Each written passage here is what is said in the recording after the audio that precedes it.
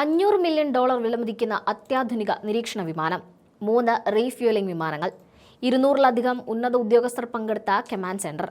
ഒറ്റ രാത്രി കൊണ്ട് അമേരിക്കയ്ക്ക് പശ്ചിമേഷ്യയിൽ നഷ്ടമായത് ഇവയൊക്കെയാണ്. ഇറാൻ നാവികസേനയുടെ ശില്പി എന്ന് വിശേഷിപ്പിക്കപ്പെടുന്ന റിയർ അഡ്മിറൽ അലി തങ്സിരിയുടെ മരണത്തിന് പകരമായി ഭ്രാന്തമായ ആക്രമണമാണ് ഇറാൻ അഴിച്ചുവിട്ടിരിക്കുന്നത്. ഇറാൻ നാവികസേനയുടെ കരുത്തും തന്ത്രപ്രധാനമായ ഹോർമുസ് കടലിടുക്കിലെ ആധിപത്യവും ഉറപ്പിക്കുന്നതിൽ നിർണായക പങ്കുവഹിച്ച വ്യക്തിയായിരുന്നു rear admiral Ali Tangsiri. March 26-ന് അമേരിക്കയും ഇസ്രായേലും സംയുക്തമായി നടത്തിയ മിസൈൽ ആക്രമണത്തിൽ തങ്സിരിക്ക് ഗുരുതരമായി പരിക്കേറ്റിരുന്നു. മറ്റ് മുതിർന്ന നാവികസേനാ ഉദ്യോഗസ്ഥർക്കൊപ്പം ഒരു യോഗത്തിൽ പങ്കെടുക്കുമ്പോഴായിരുന്നു ആക്രമണം. ചികിത്സയിലായിരുന്ന അദ്ദേഹം മാർച്ച് 30-ന് മരണപ്പെട്ടതായി IRGC തന്നെ ഔദ്യോഗികമായി സ്ഥിരീകരിക്കുകയായിരുന്നു.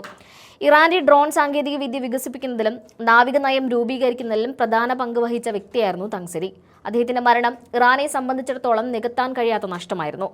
ഓപ്പറേഷൻ ട്രൂ പ്രോമിസ് 4 എന്ന ഇറാന്റെ സൈനിക നീക്കത്തിലൂടെ തങ്സിരിയുടെ മരണത്തിന് പകരം ചോദിക്കുമെന്ന് ഇറാൻ നേരത്തെ തന്നെ വ്യക്തമാക്കിയിരുന്നു. അമേരിക്ക അതിന് കടുത്ത വില നൽകേണ്ടി വരുമെന്നും ഇറാൻ മുന്നറിയിപ്പ് നൽകിയിരുന്നു. UAE-യിലെ അൽ മിൻഹാദ് എയർബേസിന് സമീപമുള്ള അമേരിക്കൻ കമാൻഡ് ആൻഡ് കൺട്രോൾ സെന്ററിന് നേരെയാണ് ഇറാൻ ഏറ്റവും മാരകമായ ആക്രമണം നടത്തിയത്. കൃത്യതയാർന്ന മിസൈലുകൾ ഉപയോഗിച്ച് നടത്തിയ നീക്കത്തിൽ US സൈനിക ഏകോപന കേന്ദ്രം തകർന്നതായി റിപ്പോർട്ടുകൾ വന്നിട്ടുണ്ട്. ആക്രമണം നടക്കുമ്പോൾ ഈ കേന്ദ്രത്തിൽ 200-ലധികം ഹൈറാങ്കിലുള്ള അമേരിക്കൻ സൈനിക ഉദ്യോഗസ്ഥർ ഒരു രഹസ്യയോഗത്തിൽ പങ്കെടുത്തുകൊണ്ടിരിക്കുകയായിരുന്നു എന്നാണ് IRGC അവകാശപ്പെടുന്നത്. തങ്ങളുടെ സൈനിക മേധാവിയെ വധിച്ചതിനുള്ള തിരിച്ചടിയായി അമേരിക്കയുടെ ഉന്നത ഉദ്യോഗസ്ഥരെ തന്നെ ഇറാൻ ലക്ഷ്യമിടുകയായിരുന്നു. ഈ ഉദ്യോഗസ്ഥർക്ക് എന്ത് സംഭവിച്ചു എന്ന കാര്യത്തിൽ അമേരിക്ക ഇതുവരെ ഔദ്യോഗിക സ്ഥിരീകരണം നൽകിയിട്ടില്ലെങ്കിലും ഇറാന്റെ അവകാശവാദം ശരിയെങ്കിൽ ഇത് അമേരിക്കൻ സൈന്യത്തിന് സമീപകാലത്തുണ്ടായ ഏറ്റവും വലിയ മനുഷ്യ വിഭവശേഷി നഷ്ടമായിരിക്കും. അമേരിക്കൻ നാവികസേനയുടെ 5-ാം കപ്പൽപ്പടയുടെ ആസ്ഥാനമായ ബഹ്റൈനിലും ഇറാൻ കടുത്ത നാശനഷ്ടങ്ങൾ വരുത്തിയിട്ടുണ്ട്. ബഹ്റൈനിലെ ഷെയ്ഖ് ഹീസ എയർബേസിലെ വെടിക്കോപ്പ് ഡിപ്പോകളും ഉപകരണങ്ങൾ സൂക്ഷിക്കുന്ന വലിയ കെട്ടിടങ്ങളും ഇറാന്റെ ഡ്രോൺ ആക്രമണത്തിൽ തകർന്നിട്ടുണ്ട്.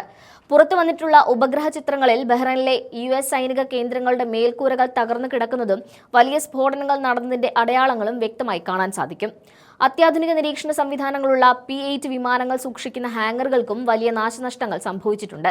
സൗദി അറേബ്യയിലെ പ്രിൻസ് സുൽത്താൻ എയർബേസിന് നേരെ നടന്ന ആക്രമണത്തിൽ അമേരിക്കയുടെ വായുസേനയ്ക്ക് നികത്താനാവാത്ത നഷ്ടമാണ് ഉണ്ടായത്. ഏകദേശം $500 മില്യൺ വിലമതിക്കുന്ന E-3 സെൻട്രി എന്ന അത്യാധുനിക വിമാനവും 3 KC-135 ഇന്ധനം നിറയ്ക്കുന്ന വിമാനങ്ങളും ഇറാന്റെ മിസൈലുകൾ തകർത്തു. പറക്കും കമാൻഡ് സെന്റർ എന്ന് വിശേഷിപ്പിക്കപ്പെടുന്ന E-3 വിമാനം നഷ്ടപ്പെടുന്നത് അമേരിക്കയുടെ വ്യോമ നിരീക്ഷണ ശേഷിയെ വലിയ തോതിൽ ബാധിക്കും. ഈ വിമാനത്തിന്റെ റഡാർ സംവിധാനങ്ങളുള്ള ഭാഗത്തിനാണ് ഏറ്റവും കൂടുതൽ കേടുപാടുകൾ സംഭവിച്ചിരിക്കുന്നത്. ഈ ആക്രമണത്തിൽ 24-ലധികം അമേരിക്കൻ സൈനികർക്ക് പരിക്കേറ്റതായും റിപ്പോർട്ടുകളുണ്ട്. ഇറാന്റെ നാവിക കരുത്തിന്റെയും ഡ്രോൺ സാങ്കേതിക വിദ്യയുടെയും പിതാവായി അറിയപ്പെട്ടിരുന്ന റിയർ അഡ്മിറൽ അലി തങ്സിരിയുടെ മരണമാണ് ഇറാനെ ഇത്രയും പ്രകോപിപ്പിച്ചത്. മാർച്ച് 26-ന് അമേരിക്കയും ഇസ്രായേലും സംയുക്തമായി നടത്തിയ ആക്രമണത്തിലാണ് തങ്സിരിക്ക് മാരകമായി പരിക്കേറ്റത്. തുടർന്ന് മാർച്ച് 30-ന് അദ്ദേഹം മരണപ്പെടുകയായിരുന്നു. തങ്സിരിയുടെ മരണത്തിന് പകരമായിട്ടാണ് തങ്ങൾ അമേരിക്കൻ താവളങ്ങളെ ലക്ഷ്യമിട്ടതെന്ന് IRGC പരസ്യമായി പ്രഖ്യാപിച്ചിട്ടുണ്ട്. തങ്സിരിയുടെ സംസ്കാര ചടങ്ങുകൾ ഇറാനിലെ ആബദാനിൽ ഔദ്യോഗിക ബഹുമതികളോടെ നടക്കാനിരിക്കെയാണ് ഈ തിരിച്ചടി ഉണ്ടായത്. അമേരിക്കൻ സൈനിക ഉദ്യോഗസ്ഥർ ഗൾഫ് രാജ്യങ്ങളിലെ സാധാരണ ഹോട്ടലുകളിലും ഓഫീസുകളിലും അഭയം പ്രാപിച്ചിരിക്കുകയാണെന്ന് ഇറാൻ വിദേശകാര്യമന്ത്രി സയ്യിദ് അബ്ബാസ് അരാഗ്ചി ആരോപിച്ചു. ഗൾഫ് രാജ്യങ്ങളിലെ പൗരന്മാരെ മനുഷ്യകവചമായി ഉപയോഗിച്ചാണ് അമേരിക്കൻ സൈന്യം ഇപ്പോൾ ഒളിച്ചിരിക്കുന്നതെന്നാണ് ഇറാന്റെ പക്ഷം. ഇത്തരത്തിൽ സൈനികർ താമസിക്കുന്ന ഹോട്ടലുകൾ ആക്രമിക്കപ്പെട്ടാൽ അതിന്റെ ഉത്തരവാദിത്വം ഹോട്ടൽ ഉടമകൾക്കായിരിക്കുമെന്നും ഇറാൻ മുന്നറിയിപ്പ് നൽകിയിട്ടുണ്ട്. സിവിലിയൻ കേന്ദ്രങ്ങളിൽ സൈനികർ ഒളിക്കുന്നത് അന്താരാഷ്ട്ര നിയമങ്ങളുടെ ലംഘനമാണെന്നും ഇറാൻ ചൂണ്ടിക്കാട്ടി. കഴിഞ്ഞ കുറച്ച് ആഴ്ചകളായി ഇറാൻ ഏകദേശം 17ഓളം അമേരിക്കൻ സൈനിക കേന്ദ്രങ്ങൾക്ക് നേരെ ആക്രമണം നടത്തിയിട്ടുണ്ട്. ഇതിൽ ഖത്തർ, ജോർദാൻ, UAE എന്നിവിടങ്ങളിലെ കോടിക്കണക്കിന് രൂപ വിലമതിക്കുന്ന റഡാർ സംവിധാനങ്ങളും ഉൾപ്പെടുന്നു. അമേരിക്കയുടെ അത്യാധുനിക വ്യോമ പ്രതിരോധ സംവിധാനങ്ങളെ മറികടന്നുകൊണ്ട് ഇറാൻ വിക്ഷേപിക്കുന്ന മിസൈലുകളിൽ 80%വും ലക്ഷ്യസ്ഥാനത്ത് എത്തുന്നു എന്നത് അമേരിക്കയെ സംബന്ധിച്ച് വലിയ ആശങ്കയാണ്. റഡാർ സംവിധാനങ്ങൾ ഓരോന്നായി ഇറാൻ തകർക്കുന്നത് വഴി അമേരിക്കയുടെയും സഖ്യകക്ഷികളുടെയും പ്രതിരോധം ദുർബലമാവുകയാണ്.